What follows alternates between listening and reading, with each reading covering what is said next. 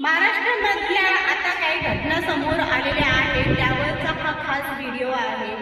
सासरमध्ये गेल्यानंतर नवीन नवरीला त्यांचे रूल्स रेग्युलेशन लागले जातात।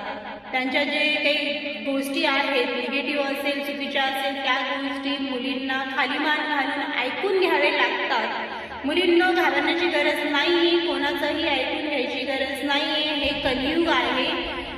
अत्याचार सहन करणं सुद्धा चुकीचं आहे। जेवढं अत्याचार करणारा चुकीचा आहे, तेवढा अत्याचार सहन करणारा सुद्धा चुकीचा आहे।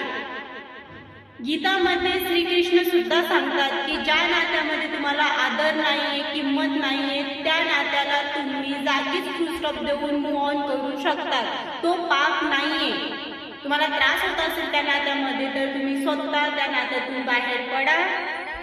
जर तुमची सासरची मंडळी तुम्हाला त्रास देत असेल, तर तुम्ही जवळच्या पोलीस स्टेशनला जाऊन त्यांच्या विरुद्ध 498 जुन्या कलमान्वये आणि नवीन कलमान्वये गुन्हा दाखल करू शकता। पोलीस तुमच्यासाठी 24 तास उपलब्ध आहे। म्हणून स्वतःचा जीव जाईल इथपर्यंतचं घाणेरडा कृत्य करू नका।